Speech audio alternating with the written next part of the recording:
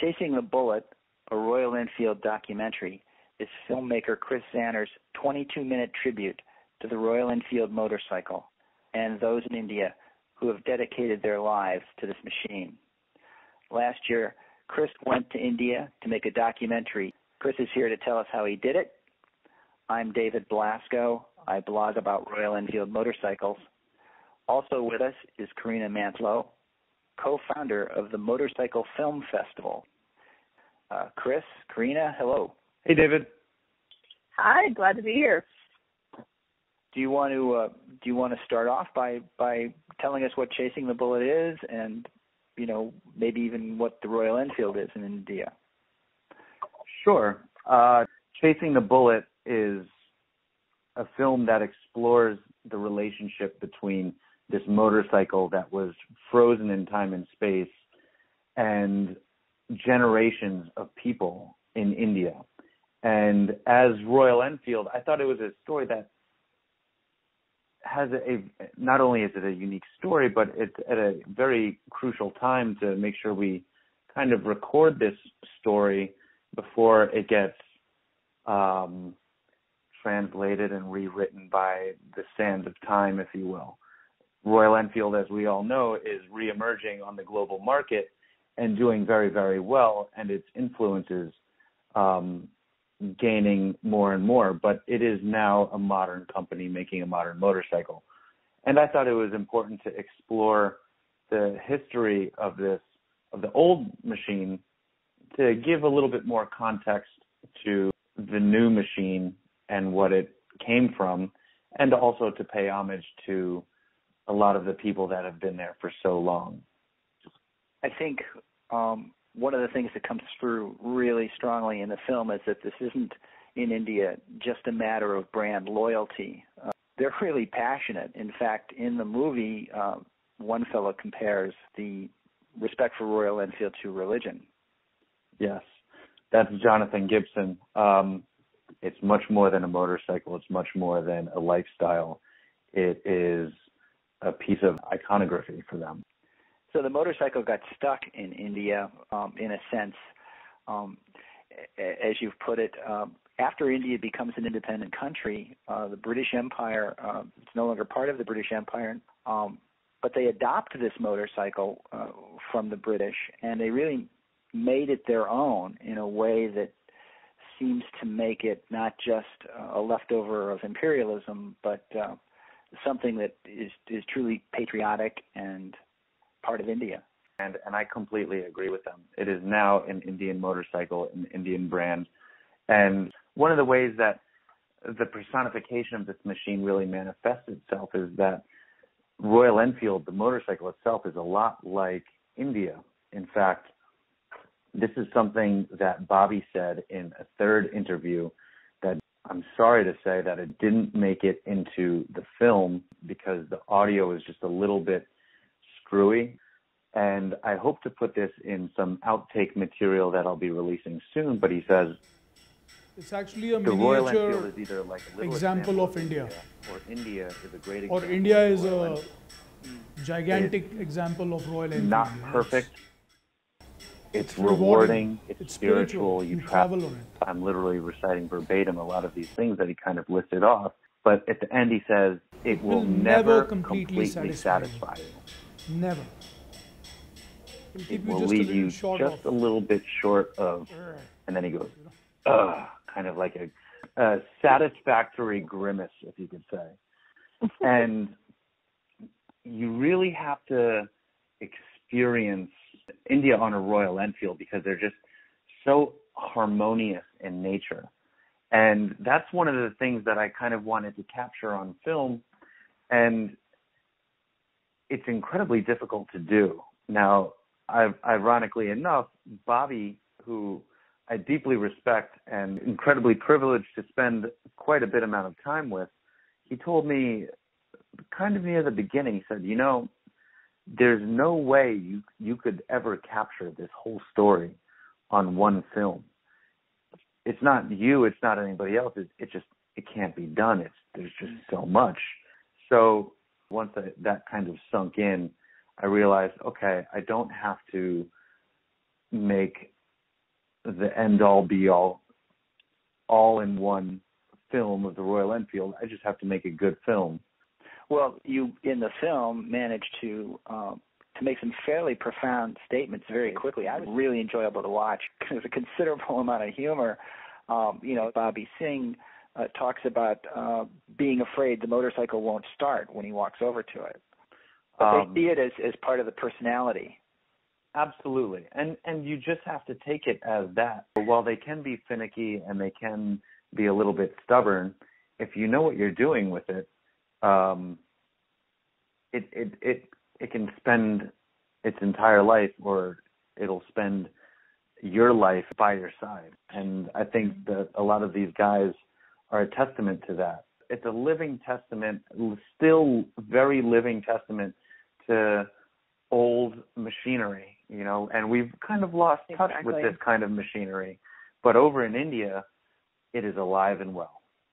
Yeah, and I think that's really the most interesting thing, again, for me, just as a vintage motorcycle rider. I think anybody who rides an old motorcycle, and let's remember, we're talking about bikes that are 70, 80 years old, that bike has lived a long, tired life. And not only can you keep them running because they're so simple, if you figure out how to, clean points, you're never going to break down, not in the Himalayas, not anywhere. You can do it for free.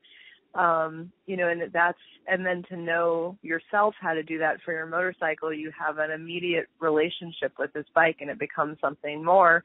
And I think that really, that was the thing that really struck a chord with me in the film. And I think you find that pocket of obsession over any particular brand, Harley, Triumph, Enfield, any of them, but to see it in a setting where it is kind of the only motorcycle, and it is so part of a sort of national respect and tradition. That's really, I think, where it becomes a larger story. But that's the thing. They're old motorcycles. Are the new ones just as finicky? No, they're new motorcycles. It's a totally different world. Even today, despite its growth, Royal Enfield is very little known in the United States. And I wonder, Corinna, do you feel that Americans will get it when they watch this film, that they'll understand what it is Chris is reaching for? It's funny. I sort of have a personal thought on this in two different ways. I've joked to Chris before that I'm sometimes I think of myself as the perfect spokesperson for Royal Enfield, or non-spokesperson, because I've never really ridden anything that wasn't vintage. I happen to personally love vintage British motorcycles. So when Royal Enfield approached me to ride one of theirs, and it was the Continental GT, it was kind of just a perfect fit. I don't expect to get from point A to point B quickly, and the Enfield's been fantastic, but they are finicky in their own way, like a lot of bikes are. But so from a vintage perspective, the film really spoke to me in that sort of amazing way of why people love motorcycles and finding the sort of the soul of a motorcycle. And I think it's not so much that people will, I think what about the film is that they will realize that they never had given Royal Enfield a thought, and now they might. That's well put. Chris, what made you decide to undertake a project like this, introducing such a strange motorcycle to an audience that's unfamiliar with it? That's a very good question. I think I could answer that in a couple parts.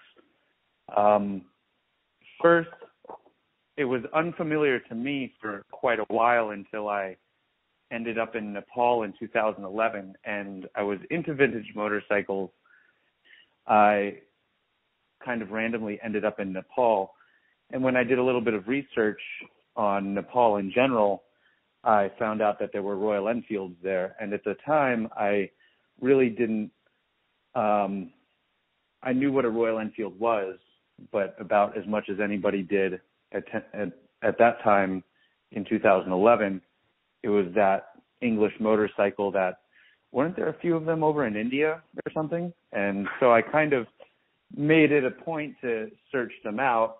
And I met this old mechanic in Pokhara, Nepal, lakeside Pokhara, named Raju. And we started talking, and about 3 hours later, he told me the whole story about the Royal Enfield, how it came to India, how it dispersed even into Nepal, and how he has mechanic counterparts, first, second, third, and fourth generation mechanics who have pretty much dedicated their lives to these engines, and the seed was planted there.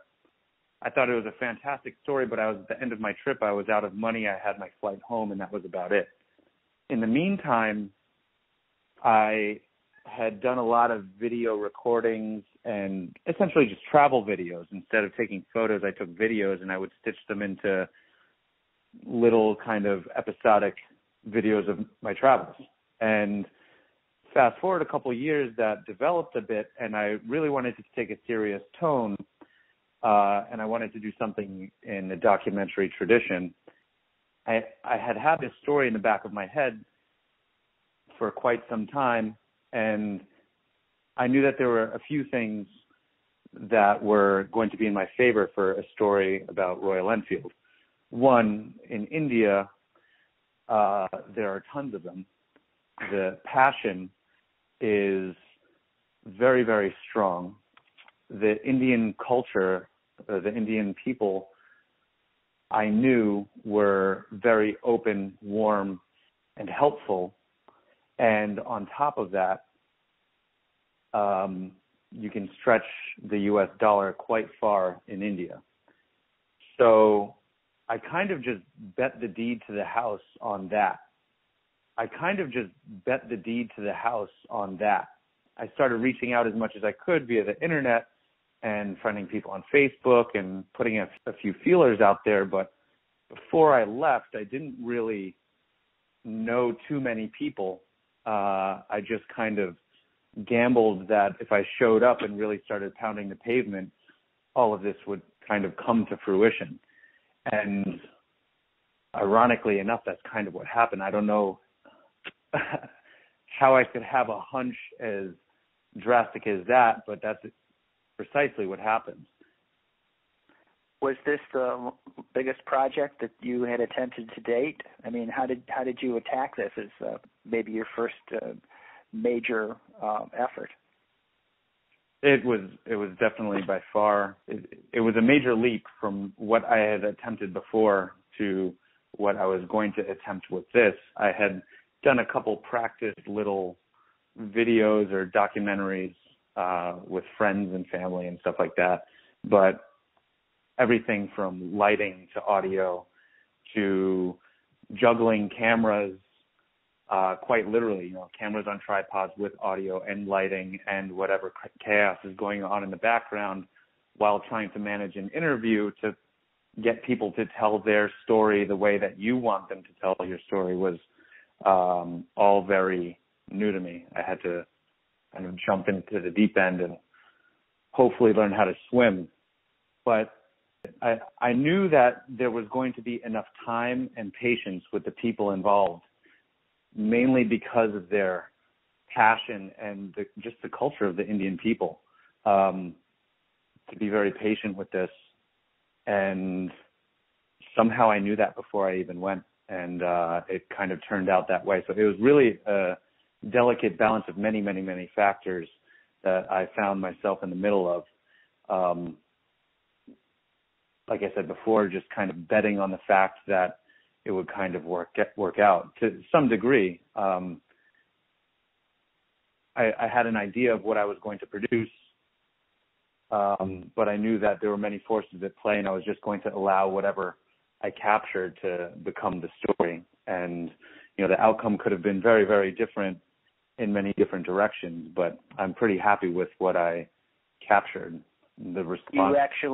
You actually made a short video of the making of Chasing the Bullet, and what comes through there is there's a scene of you packing, and there's just sort of this let's go for it regardless attitude that comes through. Yeah, it's really just my style, or my style of, or my philosophy of life. I might use the phrase "fuck it," but I just kind of toss myself into things, and it's very, I like to use the phrase jump in the deep end. I don't really like to take things piecemeal. I learn by making mistakes, and the bigger the mistakes, the bigger the lesson. Another thing that I'm always conscious of, and this is a personal thing, but like time. I always feel like there's never enough time, whether it's in the day or in the year or for a project. So I didn't want to waste any time and let this story kind of get away from me while I was preparing for this story. I just decided to jump in. I ran a Kickstarter campaign before I left. I had actually I wanted to just jump right in, and my uncle, who is a photographer, he convinced me to go to India for a couple weeks to kind of feel the whole thing out, shoot some test video, meet some people, come back, regroup, launch a Kickstarter campaign to raise some money, and then go back and shoot the whole thing. And I reluctantly took his advice. And he was right, for sure. I knew it after our conversation. I knew he was right, and that's what I had to do. So I went to India for 3 weeks in the later part of September of 2014. Came back, regrouped, launched a Kickstarter, and I didn't meet my goal. So I got no cash, no money. And it ended, I mean, it was pretty certain for the week leading up to the end of it that I was not going to be able to meet the mark, but I had decided that I was going to go anyway. I had about $4,000, and the plane ticket was already purchased, and the plane took off like 20 hours after the Kickstarter ended. So, I mean, I had thought about, I'm definitely going to go, but the Kickstarter ended, and I was literally packing on my way to the airport and just jumped right in. So that explains your expression in the making of film, which is very, very determined, and at the same time very obvious that you faced a challenge. Yeah, I'd say so. I don't want to like pat myself on the back and say that, oh, this is a challenge, I'm just going to go for it. I try and up the ante and do the best that I can in anything, but for me, it's just a lot more fun if it's difficult. And I decided long before, months before, as I had already started preparing for this project, I decided I'm going to go to India, I'm going to make this film, and something like not reaching the goal on Kickstarter isn't going to stop me. Well, I think it's something really, it's great about, it's a sort of an intrinsic documentary film dilemma. There's a story that needs to be told, and it needs to get told now. Like you said, if you didn't tell the story of Enfield now, it would be a vastly different story if it was shot 2 years from now. So there's figure it out no matter how it works out. The stories that unfold once you get there. You can't script it. Meet one person, they'll lead you to the next. And, if funds come in, awesome. There's always post-production that needs to still get done when you're finished. That's but, exactly. Wonderful that you didn't miss the story because of it. That's exactly how it worked out. With that little bit of money, plus after being there for a little bit, I had to borrow a little bit of money. And I relaunched the Kickstarter about halfway through my trip. And then the Kickstarter campaign was I think it was exactly a month. There's a bit of time before you actually receive the funds. So I had done the whole trip, all the interviews, and at the very end, we had to wait for the season to open to go into the mountains because they're just covered in snow and ice. So you had to wait for that. And I had pretty much finished all of my interviews, a majority of them. And I actually didn't even receive the money until the day that we finished the trip in the mountains. Luckily, I was able to pay some of the money I borrowed back with the Kickstarter funds, but then there was also post-production, like Corinna said.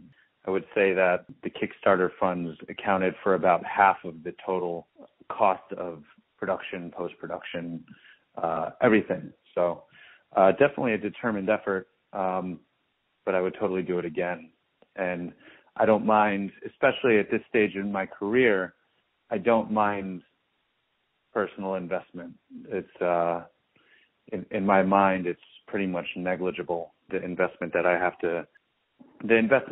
to put in to create these films or motorcycles or whatever, so long as I get to eat and have relatively a safe place to sleep at night. I mean, I guess that's my only real concern. And ride motorcycles, of course.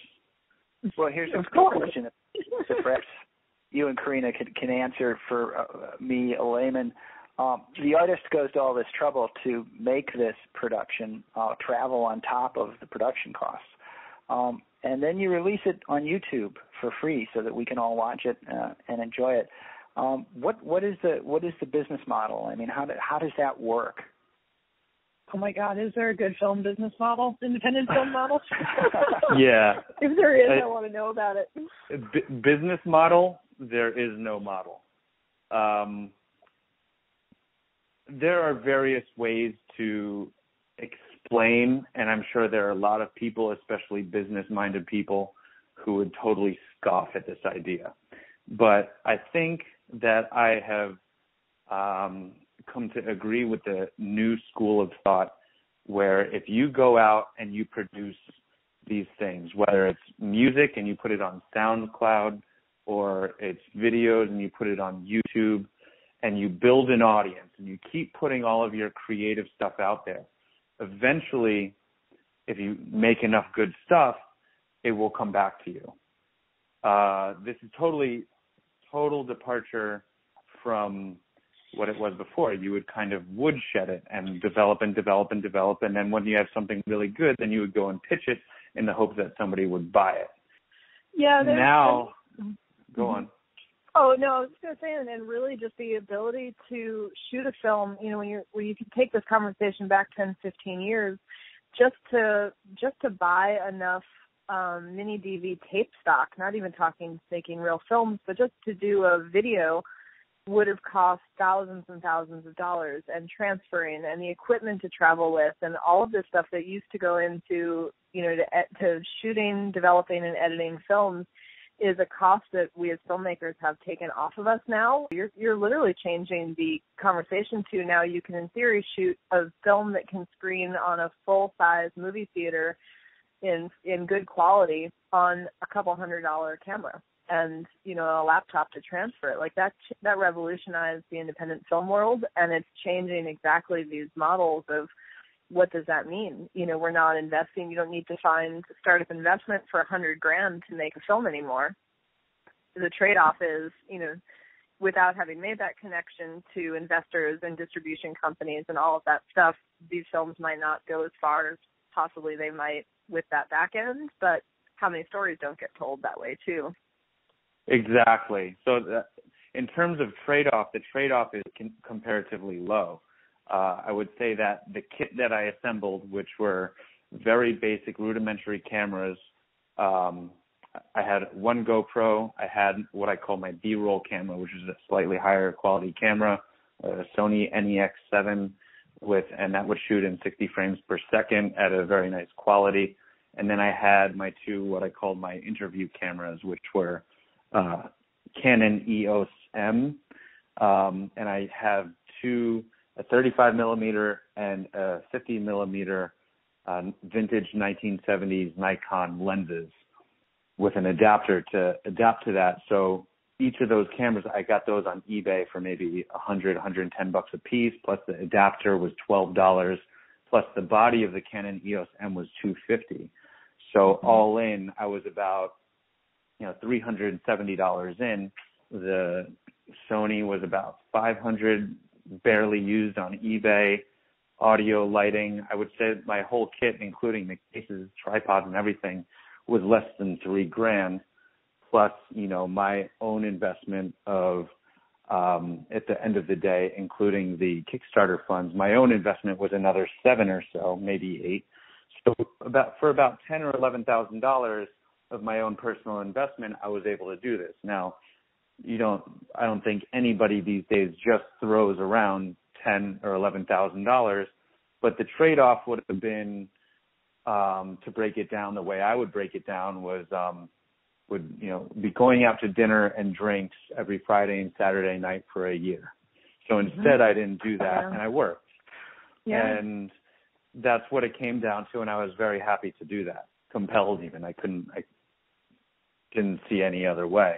And it's not the first time I've done something like that. It's definitely not going to be the last time. I make the same effort when it comes to buying and building my motorcycles or going on trips, long travels. It's just the way I like to spend my money. So for me, it was a no-brainer, I would say. Well, to come back to the releasing it on YouTube, putting it out there for free, it was much more important to me, if I want to continue to do this stuff, I have to show that it is affecting people. And I'm building an audience. Like I said before I left, I had essentially no audience. And after hyping it up in a totally grassroots style, I mean, I posted photos and short videos to my own personal Instagram. I started a page for the film. I have my own personal page on Facebook. And I put out a couple teasers on YouTube, and that was it. No social media guru, nothing like that. And in the first 24 hours, I hit 10,000 views, and the thing's still cruising. Yeah, and I think that immediately speaks to the fact that, that you hit upon a subject that is in people's minds. You can't fake that. People aren't looking for you online. They're looking for Enfield. They're looking for, whatever those sort of hashtags or keywords that that are of interest to a large group of people right now. There was something in that film that spoke to them, and that's kind of it's an amazing, again, a modern way of reaching an audience.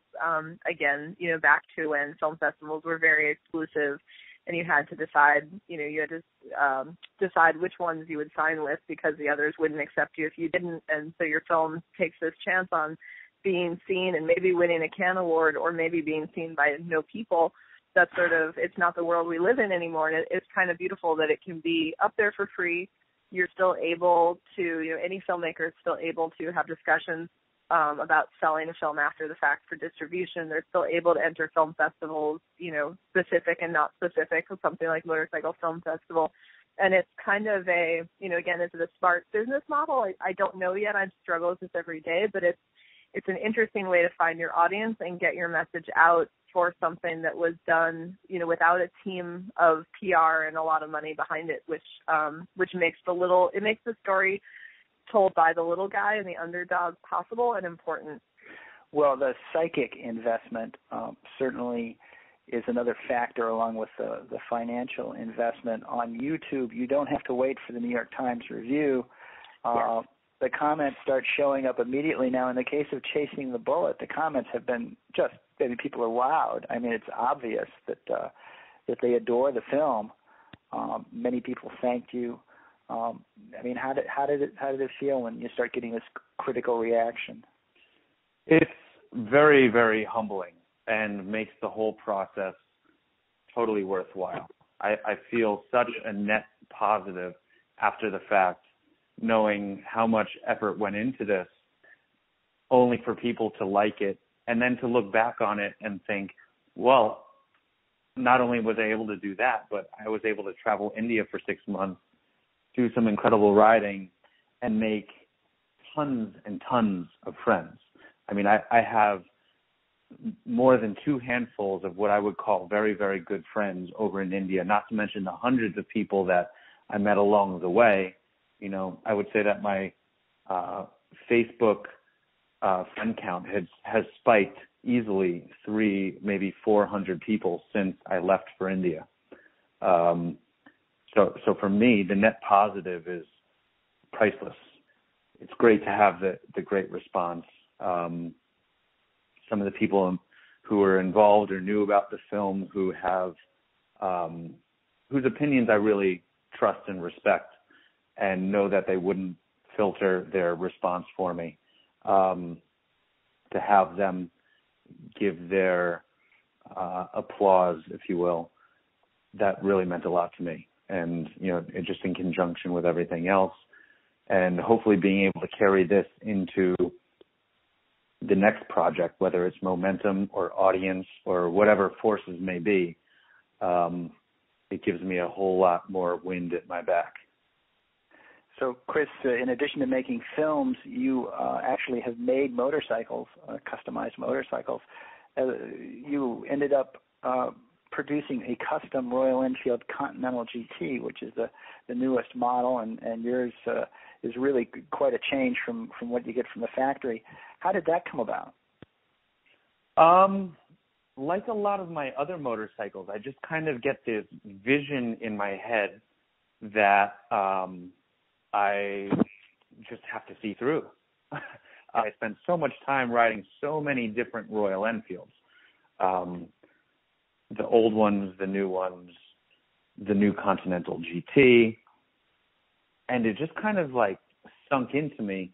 But just like any other motorcycle, I see all these little things that I would immediately do to the motorcycle, things that I think need to be changed. Not to say that the motorcycle is wrong. I think the Continental GT is one of the most aesthetically pleasing bikes to roll directly out of a factory. But nonetheless, there's some changes I would like to make. So after being there for 3 or 4 months, I just had the vision of exactly what I would do, given the tools and just say, go, I would do it right there. And it kind of came, it kind of infected me. So I actually, at that time, when I was in India, I had met a few of the people at the Royal Enfield company, and I kind of pitched them about this project, and they graciously and kindly decided not to go forward with it. I threw them a pretty crazy idea. I had my friend Marcus he's a cartoonist. He even storyboarded a part of the film for me that I wanted to create. And so I pitched them a film and a motorcycle build and this whole multifaceted project. And they're like, wow, this is really interesting. This is really something, but I don't know if we're going to go forward with this. And at the same time, I was running my Kickstarter. This guy in Texas, he turned out to be the largest Enfield dealer in the U.S. And he said, man, if there's anything I can do, and literally anything I can do to help you or whatever, let me know. And I threw it at him, and he said, man, this has to happen. How can I help? And 2 weeks later, a brand new Royal Enfield shows up at my door, courtesy of Royal Enfield of Fort Worth in Texas. And I immediately cut the thing in half. Right. I tore it down. Away. Yeah, I threw about half of it away. Well, not half of it away. It lost, I'm guessing here, I should have had a scale, but it lost about 70 pounds, I would say. I took off everything that I didn't need. I cut the loop off, and I cut the gas tank into, I think the official count was 11 different pieces. It's a beautiful gas tank, but for the kind of bike I wanted to make, it was a little bit too big. So I basically just changed some lines and some proportions. Think of it as altering a suit. You know, you buy a nice suit, but you need to then fit it to exactly the proportions of the person who's wearing it. And I wanted to really retain the essence of the bike, but also make it my own, you know, according to my own vision. And I made a short film about that. Corinna made the seat for it.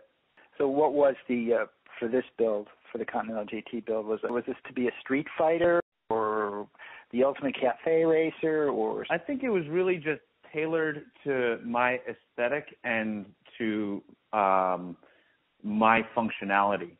There is a video of me riding a modified Continental GT through the traffic in India on YouTube, which has been a bit of a hit. And that bike had a 4-inch riser, which really just changed your whole riding position. And really, it's almost as if this is what the Continental GT was meant to feel like.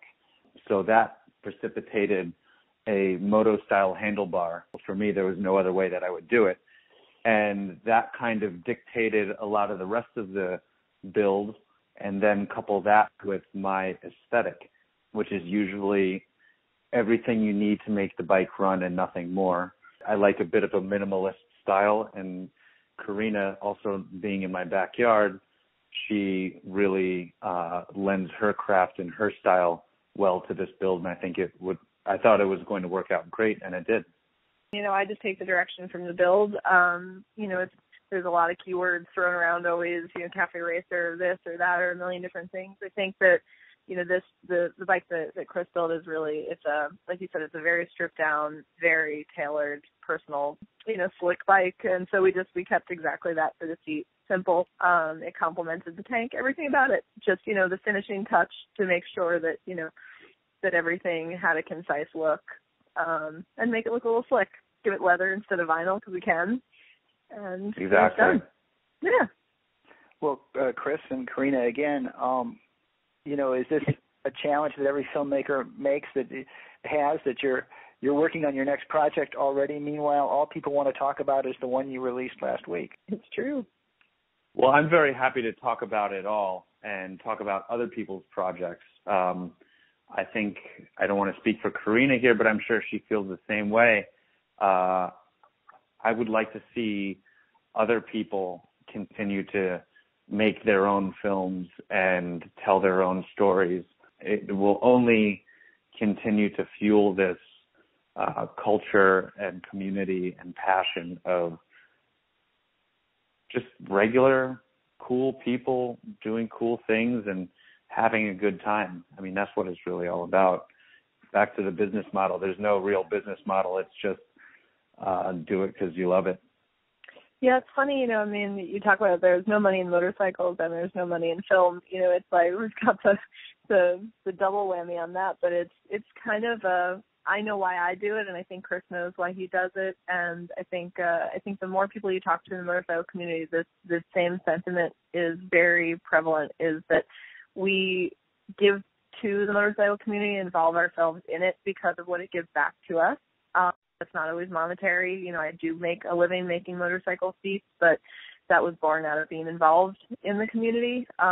Film festival is something that I felt needed to be started and run and maintained because it gives films like this a platform. It creates friendships. It creates relationships, all across the world, which is kind of a beautiful thing. And to show these stories, I think it just gets more people involved in the sport of motorcycling. It fixes a lot of, old stereotypes about bikers. It also is a great way to not just fix old stereotypes, but to teach people the history that's been going on in this community since the beginning of the sport. Like with anything, it's a really great way to learn about the community we've all decided to involve ourselves in, and we all share this very strange passion for tearing down a road too fast on a death-defying machine, and that's kind of it. That's all we're doing is turning on a bike and going. But I think anyone who rides knows there's so much more there and why we do it. So I think all the little pieces of the puzzle, building bikes, doing whatever our line of work is, doing podcasts and blog writing and any of this stuff all feeds into telling the full story of the motorcycle community. And that's always a good thing. Agreed. I'm happy to be a part of it, even if it's me just, rapping at the door trying to get in. Me too. Well, that's actually really interesting because obviously there is a lot of enthusiasm around motorcycling. At the same time, the motorcycle industry through history has always been extremely cyclical. It has its ups and downs. Sometimes a popular film can really boost interest in motorcycling or in a style of motorcycling. The Motorcycle Film Festival seems like an idea whose time really had come. Hard to believe we didn't have one. It's I know. Great that's been as successful as it has. The film Chasing the Bullet, it seems to me that in a nation like the United States where the bullet is very little known, that this is certainly one way that people are going to find out about this very unusual brand. Yeah, absolutely. I hope so, at least. Royal Enfield does not have the full picture here in the States. It's a unique motorcycle. It's kind of in its own category. And it takes some time to really understand what it's about. The people in India, most of them that ride understand this. I think the company understands this. but translating that message, I think, is difficult. And I would consider chasing the bullet one piece of the puzzle, but there are several more pieces of the puzzle that people really have to experience, and that a lot of that is getting on one, riding one, and maybe even going to India and understanding it from that perspective. I don't think you need all of them to fall in love with it, but it definitely helps paint the picture. And I'm honored to be able to tell the story, at least from my perspective, and help add some color to that picture, maybe. Well, looking forward to that, and and obviously, as Motorcycle Film Festival, submissions are set to open in the next week. So for the 4th annual, which will be in middle of September, which is where we first were able to properly meet and get to know each other. And I'm glad you were able to come out to that event, and we really hope that you'll submit the film. I will be submitting this film and probably 3 other things, and I hope you continue to like me, because I'm just going to be pestering the Motorcycle Film Festival with all of my barely sensical works of film. So whatever sticks, I'll be happy. I'll be there regardless. But hopefully some of my work will be able to be shown there. That would be a great honor. Looking forward to it. Cool.